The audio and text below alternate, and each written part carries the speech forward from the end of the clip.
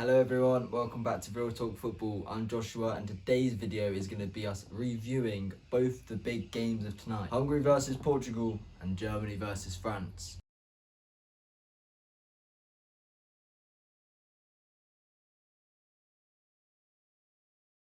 So, just finished watching the Hungary-Portugal game and it was a good game.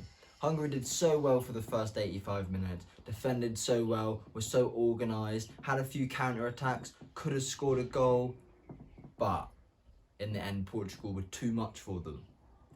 Although Portugal started pretty poor, and I thought for the majority of the game, especially the second half, they were lost. Hungary was dominating possession and they were the ones created chances, not Portugal.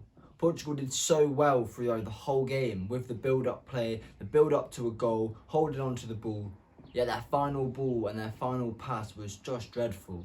It was never landing, balls were going out wide, throw-ins, goal kicks, the lot. It was not happening for them tonight.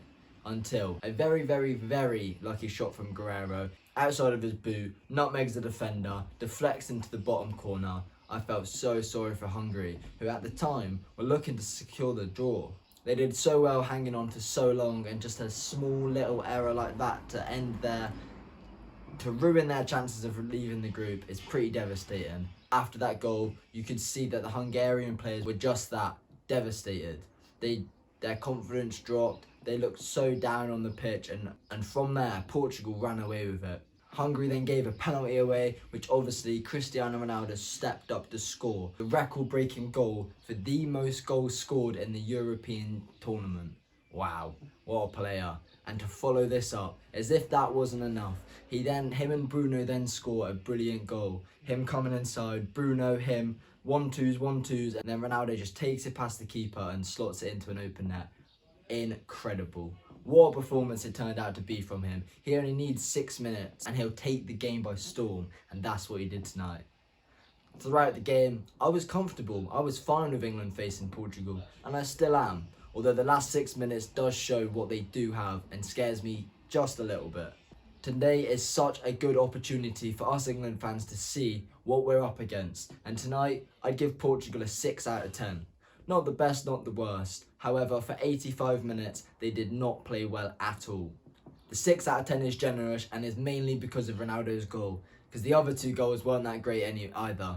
So yeah, I'm not too worried. I think if the game's in Wembley, all the England fans are there, the spirit's there, I think on our day we can beat them. And I didn't think they looked too great, but you can only play as good as your opposition in front of you, and that showed tonight. I'm sure against England, Portugal will up the game and they won't play with the lack of concentration that they did today. But I guess we could only find out.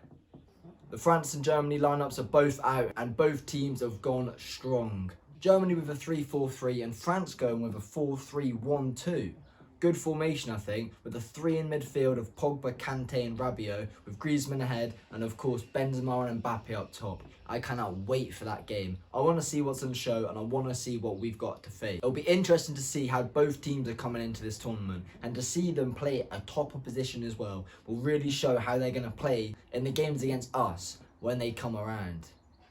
My big prediction for tonight is Germany to beat France 2-0. I really think Germany can do it. It's in Munich. France are away, and the German fans love their international football. I really think the backing of the fans, all of that, it being in Munich, can really go in Germany's favour. I think Germany as well are such a good national team, so organised, and they've always had that club spirit about them. France, on the other hand, not so much. So much tabloid stuff about Giroud and Mbappe at the moment is pretty ridiculous. It's just causing tension in the camp. But no Giroud in the starting lineup tonight, so can Mbappe and Benzema prove themselves? Make him look like a mug for even talking about them? We will see. Kickoff is in about 30 minutes, so I'm going to go watch it now. But like I said, my prediction is 2-0 to Germany. Let me know what you think down below, guys. I'll see you in about 2 hours to do my post-match review on one of the biggest games of the tournament so far, Germany versus France. See you later, guys. Hello everyone, I'm back. Just finished watching the Germany-France game. The big game. Wasn't too exciting, I must admit. France ended up winning the game 1-0 in a very underwhelming game. This tends to happen in some of the big games, where both sides are so good defensively, we don't see many goals. Saying that, France did actually score 3 goals, However, 2 of them were given offside. I think in the first half, both teams played really well. Both really going for it, attacking football. It was brilliant. But the one thing that Germany couldn't do was get through the French's defence. Wow. How strong was that? Raphael Varane was playing absolutely incredible, and so did Kimpembe. Germany played such good football, but just had no end product. They'd play the ball so well through the midfield, but when it got up into the final third, most of the time they panicked and gave the ball straight back. Or, if it wasn't that, it was a poor delivery in. Not good enough. They really struggled with an outlet of goals, I thought. Like I said, so many times they just needed someone up there, a presence in the box to say, right, get me the ball and I'll score us a goal. They really lacked that.